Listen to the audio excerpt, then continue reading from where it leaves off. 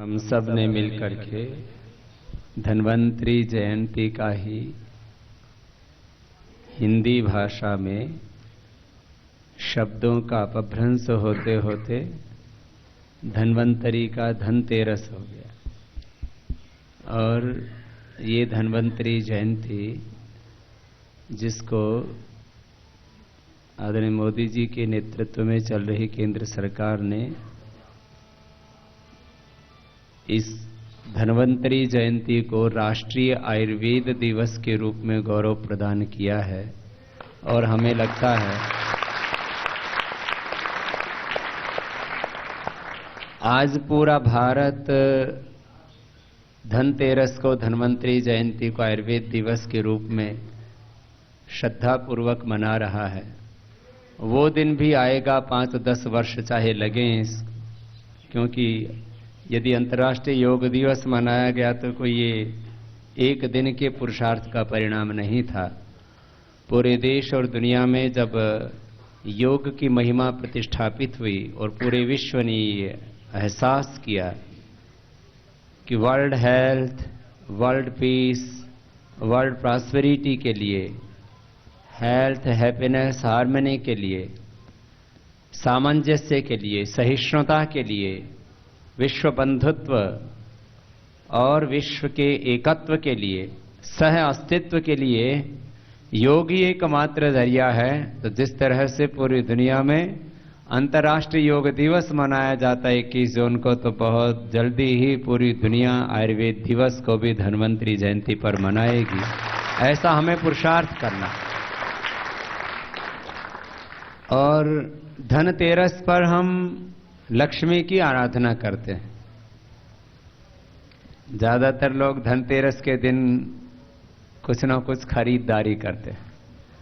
हिंदुस्तान में 365 दिनों में सबसे ज्यादा खरीदारी, दुकानदारी किस दिन चमकती है तो धनतेरस का दिन है। लेकिन कभी कभी धनतेरस के दिन लोगों से धोखा भी हो जाता है। आजकल लोग सोना चांदी का सिक्का कोशिश करते हैं, थोड़ा भी सामर्थ्य हो तो आज के दिन कोई थोड़ा धनवान है तो सोने का कोई छोटा मोटा 10-20 ग्राम 1-2 तोला ले करके आता है। थोड़ा कमजोर है तो सोचता है चलो सोना अपने बस की बात नहीं तो चांदी ले आए। लेकिन आजकल चांदी भी बाजार में नकली मिल रही है। तो ये धन क्या है? तो हमारे शास्त्रों में कहा श्री कामो यजेत, जिसको लक्ष्मी चाहिए, जीवन में सुख समृद्धि चाहिए, सौभाग्य चाहिए, तो उसको यजन करना चाहिए। तो यज्ञ करने से हमारे जीवन में सौभाग्य का उदय होता है। तो यज्ञ अपने आप में धन है।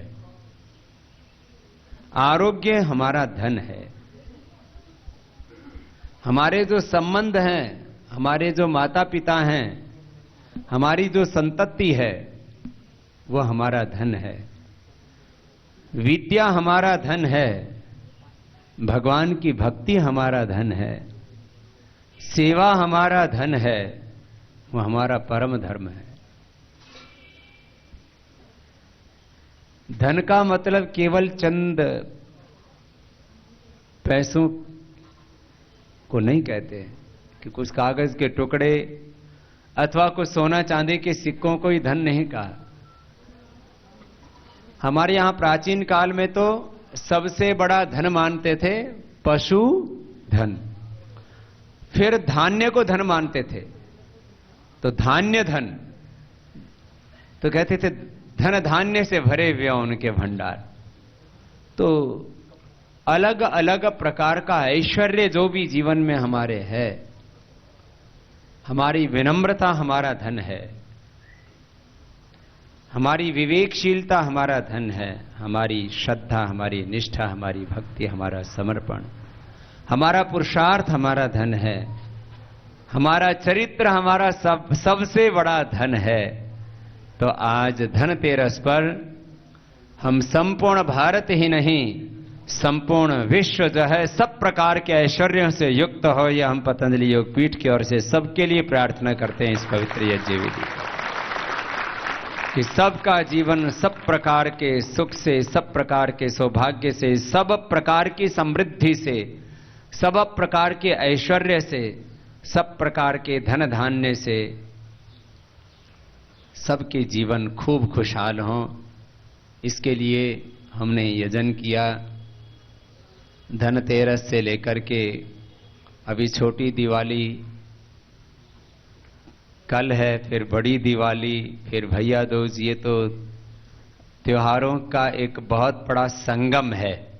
धनतेरस से लेकर के दिवाली और भैया दूज तक, तो इस त्योहारों के महाकुंभ पर आप सब आयुर्वेद के महापंडितों को, आयुर्वेद के विद्वानों को, लेक्चरर, प्रोफेसर्स, प्राचार्य, आचार्य गणों को, और अब नए धन्वंतरी के अवतार के रूप में जो तैयार हो रहे हैं। धन्वंतरी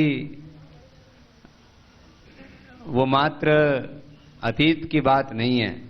मैं हमेशा बोलता हूं कि वर्तमान में जो भी भाई बहन आयुर्वेद की सेवा को आगे बढ़ा रहे हैं, वो वर्तमान में महर्षि धन्वंतरी के, चरक के, सुश्रुत के, वाग्भट्ट के, वो अश्विनी कुमारों के वर्तमान में अवतार हैं। तो आप सबको भी हमारी बहुत बहुत शुभकामनाएं। और अपने भीतर ऐसा ही ऊंचा गौरव सबको रखना चाहिए। मैं बार बार कहा करता हूं एक बात, मैं एक व्यक्ति मात्र नहीं हूं, मैं इस धरती पर भगवान का प्रतिनिधि हूं, मैं ऋषियों का प्रतिनिधि हूं, मैं महर्षि चरक, सुश्रुत, धन्वंतरी का, गौतम, कणाद, जैमिनी, पाणिनि, पतंजलि का, विश्वामित्र, वशिष्ठ का, भगवान राम, भगवान कृष्ण, भगवान हनुमान का, शिव का, मैं कोटि कोटि ऋषि मुनियों का प्रतिनिधि हूं, उन्हीं का प्रतिरूप हूं, उनका वंशज हूं। मैं मात्र एक व्यक्ति नहीं, मैं संपूर्ण राष्ट्र की अभिव्यक्ति हूं। मैं धर्म का प्रतिनिधित्व करता हूं, मैं सत्य का, सेवा का, पुरुषार्थ का, न्याय का प्रतिनिधित्व करता हूं। ऐसी ऊंची भावना, ऐसी सात्विक श्रेष्ठ कामना, ऐसा ऊंचा संकल्प हमारे हृदय में सदा जागृत रहे। एक क्षण के लिए भी हमारे मन में हीनता का भाव न आए, दीनता, दरिद्रता का भाव न आए। धनतेरस का, इस धन्वंतरी जयंती का एक दूसरा संदर्भ कहूं तो हमारे जीवन में किसी भी प्रकार की दरिद्रता ना हो। दो तरह की बड़ी दरिद्रताएं पूरे देश के संदर्भ में भी कहा जाता है। तो बोलते हैं हमारे देश की सबसे बड़ी दो समस्या क्या हैं, तो बोलते हैं लिटरेसी एंड पॉवर्टी। ये हमेशा से आप सुनते रहते हैं। अशिक्षा, ज्ञान सबसे बड़ा धन है हमारा। तो एक तो ज्ञान की दरिद्रता, और जहां ज्ञान की दरिद्रता होगी वहां धन की दरिद्रता तो परिणामतः होगी ही होगी। आर्थिक दरिद्रता, और ये आर्थिक दरिद्रता, ये ज्ञान की दरिद्रता अर्थात विचारों की दरिद्रता, भावनात्मक दरिद्रता, चारित्रिक दरिद्रता, आध्यात्मिक दरिद्रता, एक तरह से हम इस पूरी दरिद्रता को दो शब्दों में कहें तो दो बड़ी दरिद्रताएं हैं हमारे देश में। एक है वैचारिक दरिद्रता और दूसरी आर्थिक दरिद्रता। तो हमारे जीवन में एक क्षण के लिए भी वैचारिक दरिद्रता ना रहे। धन किसी के पास में कम ज्यादा हो सकता है, लेकिन विचार से तो सब संपन्न हो सकते हैं। विचार से तो सब, ज्ञान से तो सब ऐश्वर्यवान हो सकते हैं, धनवान हो सकते हैं। इसलिए कहा जाता है कि जो महापुरुष होते हैं उनका ज्ञान ही उनका धन होता है, विचार ही उनका धन होता है। तो आज से हम ये संकल्प करें कि हम अपने भीतर एक क्षण के लिए भी वैचारिक दरिद्रता, इसी को भावनात्मक दरिद्रता, इसी को चारित्रिक दरिद्रता या आध्यात्मिक दरिद्रता के रूप में हम अनुभव करते हैं। तो हमारे जीवन में यह विचार की दरिद्रता ना रहे तो फिर तो सब प्रकार की सौभाग्य का उदय हो सकता है। यदि हमारे पास विचार न होता तो आज हम भी गांव में खेत में हल चला रहे होते, क्योंकि हल चलाना कोई बुरी बात नहीं है, लेकिन आप हल चलाने के साथ साथ में देश नहीं पूरी दुनिया को चलाने का सामर्थ्य अर्जित कर सकते हैं। यह भगवान ने आपको ताकत दी और उसको आप अनुभव कर सके अपने भीतर। हम जो खेतों में हल चलाते हैं, जो मेहनत मजदूरी करके इस देश को आगे बढ़ाते हैं, अलग अलग क्षेत्रों में जो अपनी सेवाएं दे रहे हैं, उन सबको कृतज्ञता पूर्वक प्रणाम करते हैं, लेकिन अपने भीतर ये विचार भी रखते हैं कि भगवान ने इस ब्रह्मांड का सारा ऐश्वर्य हमें प्रदान किया है। ये जो विचार है ये आपको आगे बढ़ाता है। मैं बार बार कहा करता हूं कि हर दिन उठ करके भगवान को स्मरण किया करो, भगवान को धन्यवाद दिया करो। सुबह उठ करके भगवान की थोड़ी देर के लिए स्तुति प्रार्थना उपासना किया करो, चाहे एक ही मिनट सही। 1 मिनट की तो बात छोड़ो, एक क्षण के लिए तो आपके मन में आना चाहिए कि भगवान ने धरती पर इंसान के रूप में मुझे जन्म दे करके मुझे दुनिया की सबसे बड़ी दौलत दे दी, सबसे बड़ा ऐश्वर्य दे दिया है, सबसे बड़ा धन दे दिया। भगवान ने मुझे इंसान बना करके दुनिया की सबसे बड़ी दौलत दे दी है। भगवान ने मुझे इंसान बना दिया, बाकी तो मैं अपने आप बन जाऊंगा। हम जो चाहें वो दुनिया में बन सकते हैं। कितना भगवान का अनुग्रह है हम सब पर। और ये भगवान का अनुग्रह प्राप्त करके भी मैं देखता हूं कुछ सुबह उठते ही गुटखा खाने लगते हैं। पूछो भाई क्यों खा रहे हो? बोले इसके बिना लैट्रिन नहीं होती। कोई बीड़ी पीने लगते हैं। मैंने कहा भैया ये कौन सी दवाई है? बोले जी क्या करें। हाँ? एक दिन तो हमारे एक जो है डॉक्टर साहब बैठे हैं पंचकर्म वाले, बोले एक आदमी को हमने बहुत कुछ किया, पंचकर्म करा रहे थे, लैट्रिन हुई नहीं, फिर बोले जाकर के बाथरूम में घुस गया, बोला अभी बीड़ी पीनी पड़ेगी। ऐसी ऐसी बुरी आदतें हमने पाल ली हैं। भगवान ने हमको इंसान का चोला दिया और हम इसको धुआंधार कर दिया भीतर तक। कितना आदमी बुरी आदतों से इतना लाचार हो जाता है। सुबह उठ करके कोई बीड़ी पी रहा है, कोई तंबाकू खा रहा है, फिर दिन में कोई मुर्गा खा रहा है, कोई बकरा खा रहा है, कोई दारू पी रहा है और कुछ नहीं, खाने पीने का होश ही नहीं। कोई कोका कोला पेप्सी पी रहा था, अब तो काफी कम हो गया जब से हमने इस देश में बोला कि ठंडा मतलब टॉयलेट क्लीनर, तो थोड़ा सा लोगों को शर्म आई। अरे हम क्या कर रहे हैं, जरा सोचना चाहिए। हम खाने पीने की हमें समझदारी नहीं है, जीने की समझदारी नहीं है। मैं देखता हूं सबसे बड़ा यदि व्यक्ति के जीवन में दोष है तो वह आलस्य का है। व्यक्तिगत जीवन में, सार्वजनिक जीवन में जो दोष है वो द्वेष का है। मैं कई बार कहा करता हूं इस बात को। बहुत से विद्यार्थी हैं, वैसे ये सब जितने भी विद्यार्थी हैं तो शायद 4 बजे उठते ही होंगे जरूर, क्योंकि ये तो धन्वंतरी चरक सुश्रुत का प्रतिनिधित्व करते हैं और ऋषियों का प्रतिनिधित्व करने वाले राक्षसी वृत्ति के तो हो नहीं सकते, क्योंकि सुबह 4 बजे उठना, 5 बजे उठना ये ऋषि परंपरा है।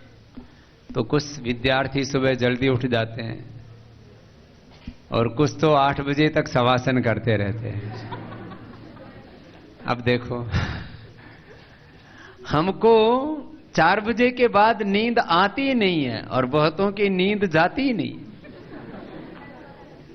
उनको सुबह उठा दो तो लगता है दुनिया का बहुत बड़ा दंड दे दिया गया है इनको। लेकिन हमको अपनी इन आदतों में सुधार करना चाहिए।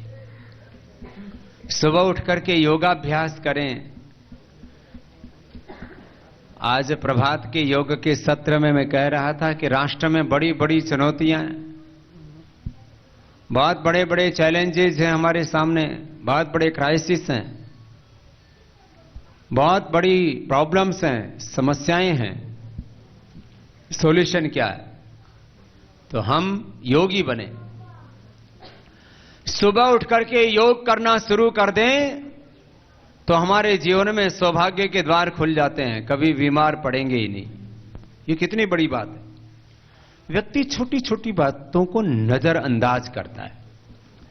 एक व्रत ले ले, एक संकल्प ले ले कि कुछ भी हो जाए जीवन में 1 घंटा में योगाभ्यास नहीं छोड़ूंगा, तो फिर उसको वात पित्त कफ का असंतुलन हो ही नहीं सकता। फिर उसको किसी आयुर्वेद के, किसी होम्योपैथी के, किसी एलोपैथी के या कोई और दूसरी तीसरी पैथी के या किसी की सिंपैथी की जरूरत ही नहीं पड़ती। ना उसको किसी की पैथी चाहिए ना सिंपैथी चाहिए। वो अपने आप में सबल रहता है, अपने आप में समर्थ रहता है। तो सुबह उठ करके सब योग करना शुरू कर दें तो इस देश का करीब 10 लाख करोड़ रुपए बच सकता है। 10 लाख करोड़ रुपए हिंदुस्तान के लोगों का बीमारियों में खर्च हो जाता है किसी ना किसी रूप में। किसी को ब्लड प्रेशर की बीमारी है, किसी को शुगर की, किसी को आर्थराइटिस को, फिर किसी को तो कैंसर और तमाम बड़ी समस्याएं हो जाती हैं। यदि व्यक्ति सुबह सुबह योगाभ्यास करना शुरू कर दे तो लाखों करोड़ रुपए तो दवाओं के बच जाएंगे, उसकी प्रोडक्टिविटी बढ़ जाएगी, क्रिएटिविटी, पॉजिटिविटी बढ़ जाएगी। वो एक व्यक्ति हजारों लाखों करोड़ों व्यक्तियों की जितना सामर्थ्य अर्जित कर लेता है, जो हजारों लाखों करोड़ों लोग नहीं कर पाए, वो काम यदि हमसे और श्रद्धेय आचार्य भाषण जी से भगवान ने करवाया तो हम भी तो आप जैसे एक चोले में ही तो हैं। लेकिन हम वो काम करने में समर्थ क्यों हो पाए? क्योंकि हमने योग को अपने जीवन का आधार बनाया। हमने योग और कर्मयोग को अपने जीवन का आधार बनाया तो आज हजारों लाखों करोड़ों लोगों के जीवन में हमने खुशहाली दी है। यह है योग का फल।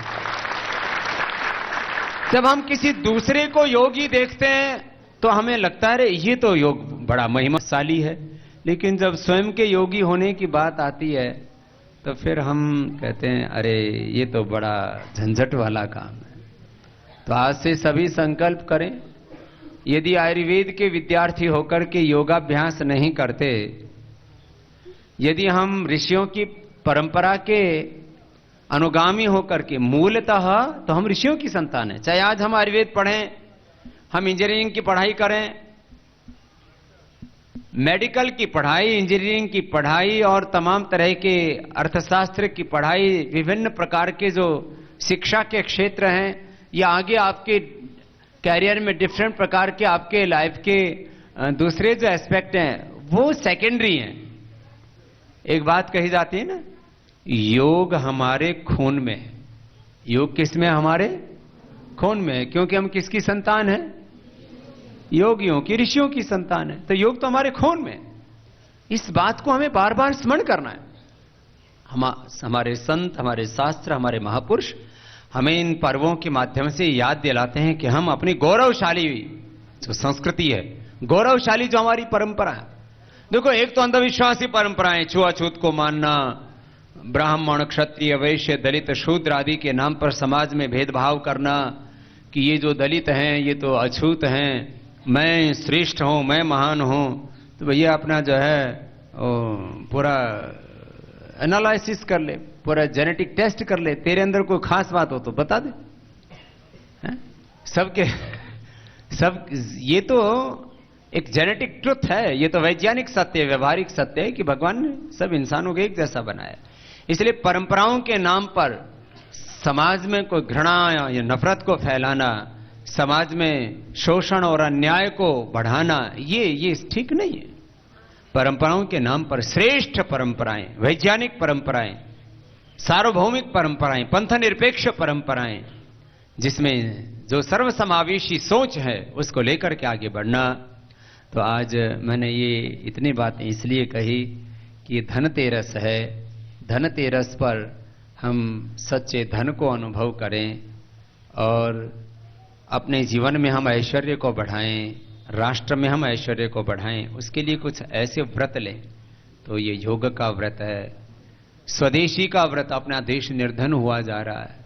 लोग कहते हैं भारत पहले सोने की चिड़िया था, तो फिर क्या आज कांसी की चिड़िया हो गया?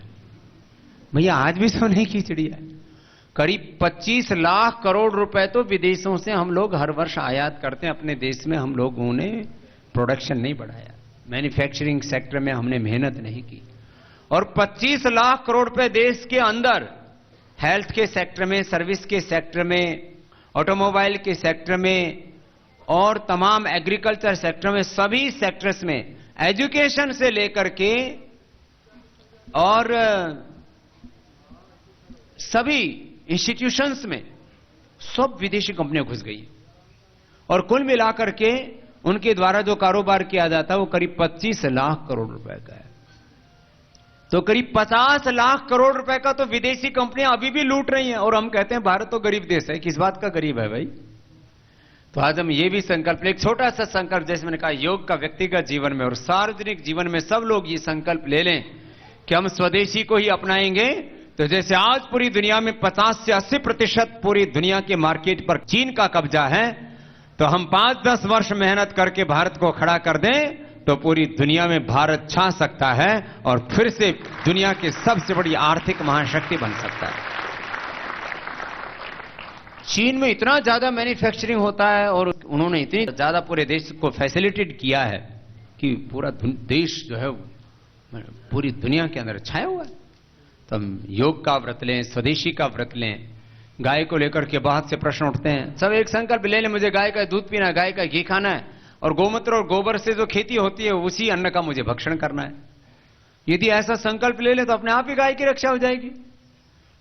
कोई इधर गाय के नाम पर नारे लगा रहा है, कोई उधर गाय के नाम पर जो है कुछ और कुछ कर रहा है, पता नहीं क्या क्या हो रहा है।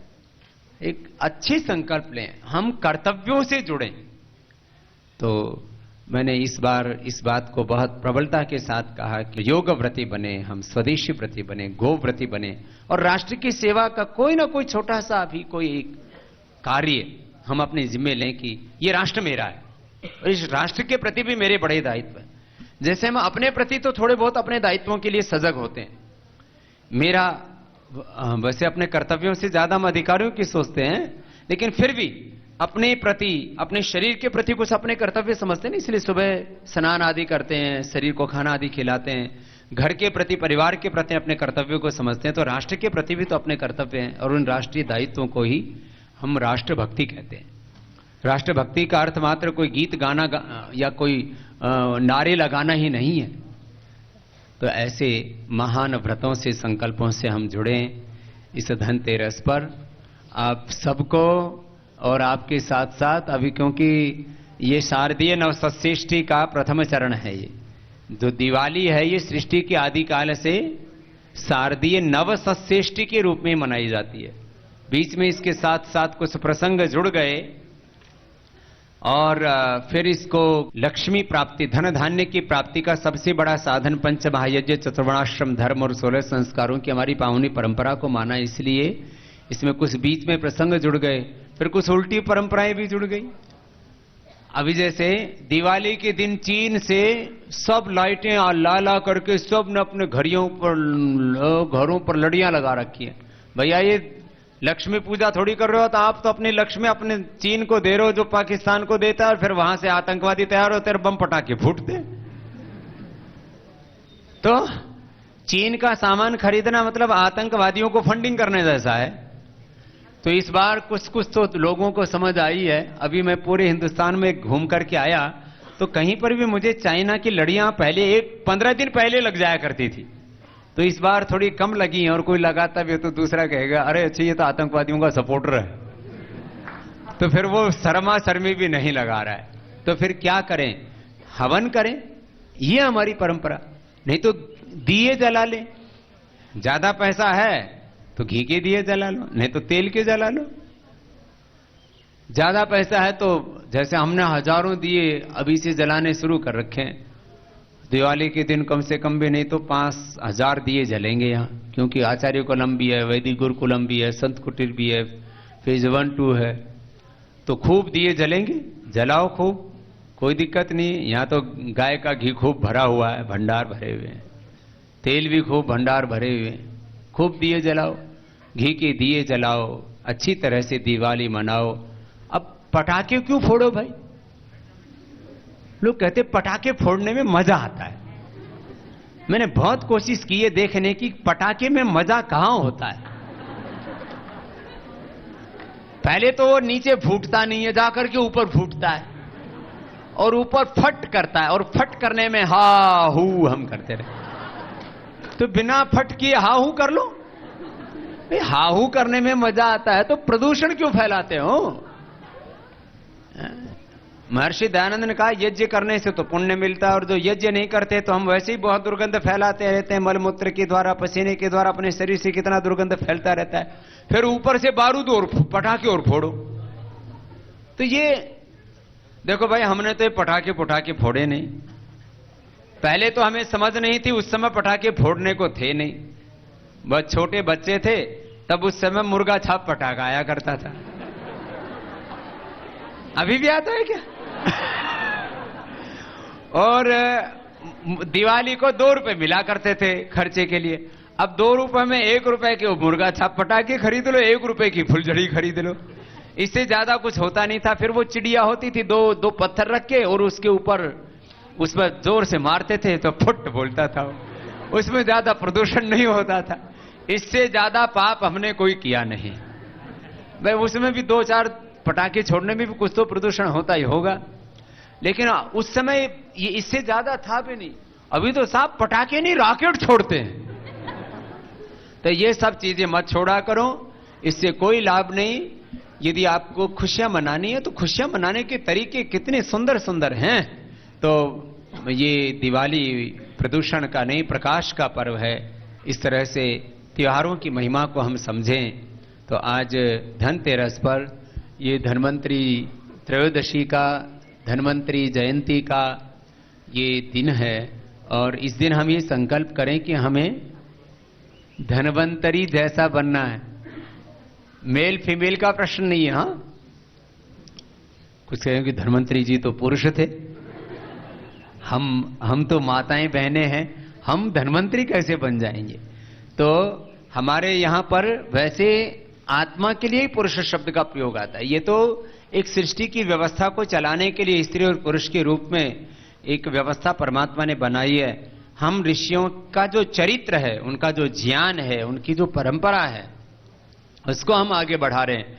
वैसे पता नहीं कुछ ऐसी व्यवस्था हो गई है कलयुग में, पुरुष तो वैद्य कम हो गए हैं और महिला वैद्य बढ़ गई है। कॉलेज में भी कितने प्रतिशत हैं जोशी जी? 65-35 ये रेशो है। माने 65 में भाई बहनें आ गई और 35 में भाई रह गए। पता नहीं क्या कुछ विधाता का विधान है। आयुर्वेद में भी बहनें आगे। यहां यूनिवर्सिटी में कितने हैं जी योग में? कितने? वही तो है, यहां भी तो वही हैं। 65 उधर, 60 के करीब वहां पर भी बहनें। तो योग में भी बहनें नंबर 1, आयुर्वेद में भी बहनें नंबर 1। जब 10वीं के रिजल्ट आते हैं एनसीईआरटी के 12वीं के, तो उसमें भी बहनें नंबर 1। जितने भी अच्छे काम हैं उनमें बहनें नंबर 1, और जिनमें उद्दंडता के काम उनमें भाई नंबर 1। वैसा ऐसा है नहीं, यहां तो सभी बहुत ही पवित्र आत्मा अभी स्वर्ग से अवतरित हो करके आई है। इसलिए ये बात हमने कहीं और के लिए कही है। तो अभी धन्वंतरी जयंती का जो आगे का कार्यक्रम है वो हम उधर से मनाएंगे। अभी आप बैठे रहेंगे।